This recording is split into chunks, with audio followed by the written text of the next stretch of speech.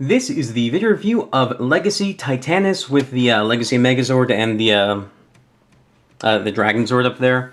And I'm starting this off in the Ultrazord mode because there is no way that I'm going to be able to... There's no way I'd be able to start with just Titanus by himself and then build this entire thing, because this thing is so fragile. Like, these claws right here barely stay on the arms. The Dragonzord is way too heavy on top of the Legacy Megazord, so the Legacy Megazord always wants to tilt over, and basically, I'm not very happy with the Zord builder system or with how much diecast the Dragonzord really has, because if the Dragonzord were entirely plastic, this thing would actually be pretty decent. If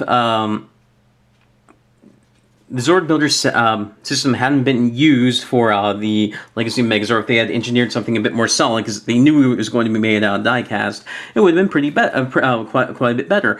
But basically, the thing to take away from this is this guy right here. The 2010 Megazord was never designed to be made out of diecast or to hold diecast stuff. And since the Legacy Megazord is basically the same thing, like all of his joint design is basically the same thing as on the 2010 Megazord, this doesn't really work.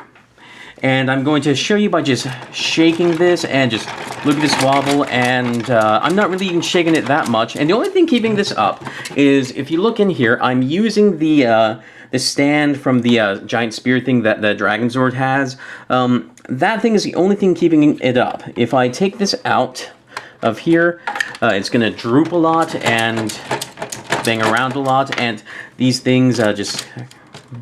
Well, it's not coming off now, but these things fall off all the time, and because they're so heavy, because the claws on it are made out of... you're not really able to see this, but because the claws right here are made out of diecast, it makes it even heavier, more forward heavy, and they makes them pop off a lot more, makes the arms bend inwards a lot more, and it's just a mess of diecast, when a lot of this just should have been plastic. Now, most of this isn't Titanus' fault. Most of it is the Dragonzord's fault. But if Titanus hadn't had these metal claws up here, it probably would have been a little bit better. So anyway, I'm going to start taking this apart, just so you can kind of see what the process would be. This plugs onto the chest right there. These things plug onto the arms, and I said they came off easy. This time it's not. And basically what happens is that these little clips right here clip onto the inside of these sections right here on the Legacy Megazord. So anyway, we'll pop off the next ones. And one thing that does kind of suck about this is, because of all the weight that's like on the shoulders here, you can't really move the arms up, and the way the instructions show it is to have the arms moved all the way up. And if you don't start them out that way, then these little sections right here can't move past this part, and it's very hard to get this chain into the palm of the claw here, if they're not angled down first, because there's just not enough slack in it, and it's another thing to pull the figure forward. Anyway, moving on.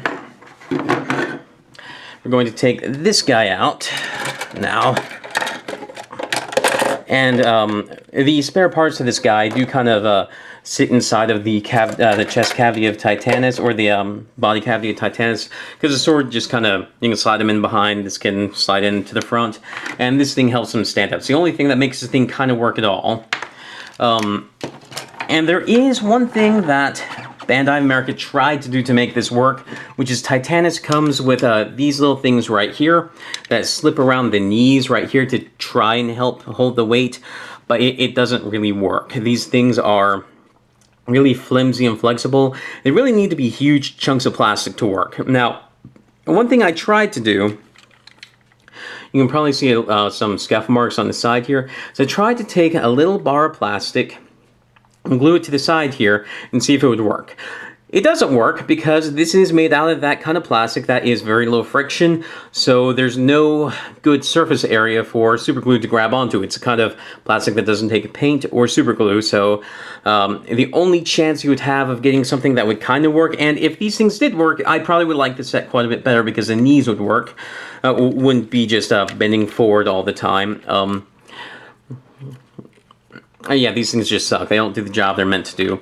And the other thing that happens is that when these things are on, it's easier. There's a lever against the legs down here, so that the thing bending forward causes these to pop off. So even if they did work, it's still not that great. So The Dragonzord by itself is fine. When it's combined into the other stuff, the Japanese name was Goryujin, but basically when it's combined with the Dino Megazord altogether, it doesn't work. When it's this cape-like thing, it doesn't work at all.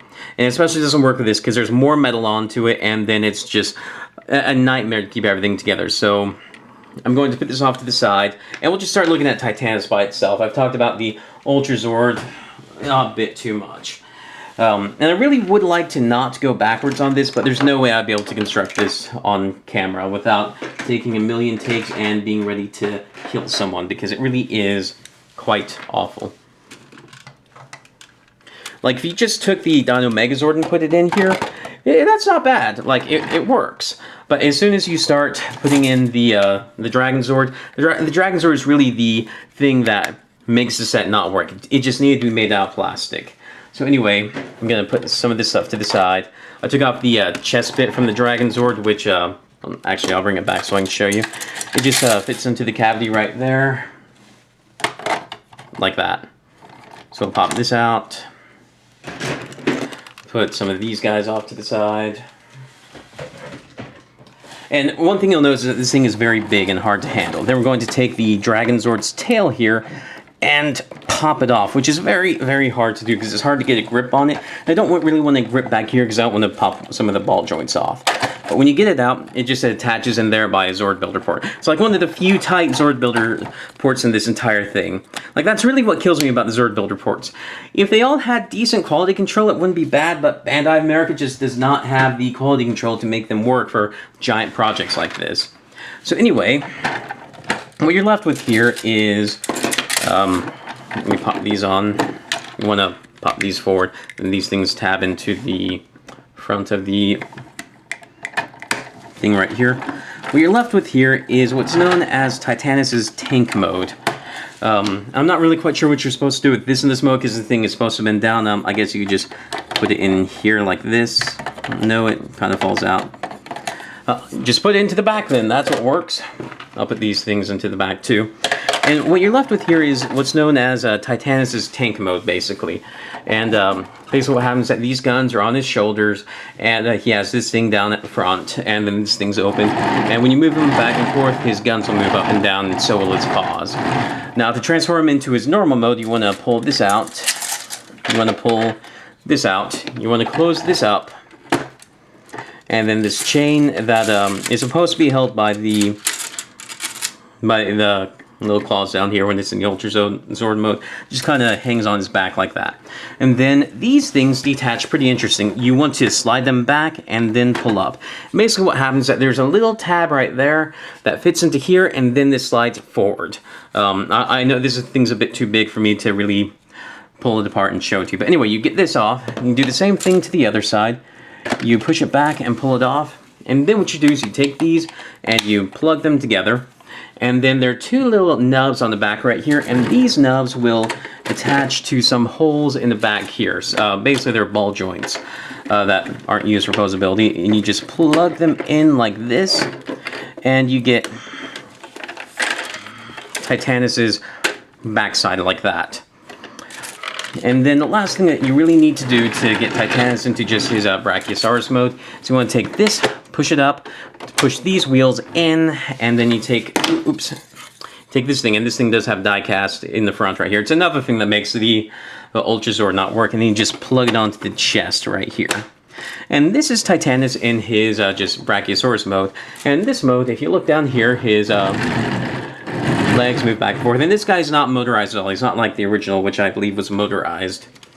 And basically this is Titanus, and he by himself isn't actually that bad. He's not worth the original $200 asking price, and actually at Toys R Us he's on sale right now for $99.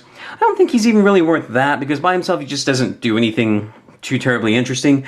The entire reason to get this guy would be to make the Ultrazord, but as we've seen, that doesn't really work. So I can't really recommend this guy, even though there's nothing wrong with Titanus himself. Like if he didn't have this die-cast in the claws or in this section up here, he would be a little bit better. But the big culprit of why you shouldn't get this guy is because of the Dragonzord doesn't really work for making the Ultrazord. Now, one thing I do want to say about this guy is that he comes with all of his stickers pre-applied, and he has some really amazing stickers, like this sticker on the side right here. it's actually textured. Like these little things right here are raised, and the sticker is applied perfectly to it. Like, I am blown away by how perfectly it's applied, and like it's like maybe this entire gold thing right here is just a sticker, and if that's true, it's not quite as impressive, but still, they did a really good job painting these details down the side, and then just all these stickers are pre-applied, and they're all applied perfectly. I'm super impressed with the stickers on this guy. And in fact, if you open this up, there are some even more stickers inside here, and he just has some really nice stickers on him, and I'm just super impressed with how well they're applied. So if the Dragonzord weren't such a drag, this thing would actually be quite nice, because like he has this really posable neck right here. I can move, actually if you move it back, it kind of bumps into that, but just a super posable neck, a really nice head sculpt that just looks angry when it's open like this, like roar. And overall, Titanus himself is very nice. It's just a shame that I can't recommend him, because the biggest reason to get him is kind of crap. So anyway, this has been a video review of Titanus, review Power Rangers, Digimon, Transformers, Tobots, stuff like that. If any of that sounds interesting, please subscribe, and thank you for watching. And I know this guy went off camera a lot. He is just massive. Now review Brachiosaurus and Brachio, the same thing's gonna kind of happen too, especially because that has a Kyoryugen in it, and my Kyoryugen is in awful shape. Not because of anything I've done, it's just because the clips on it are really bad quality control. So anyway, I hope you enjoyed it.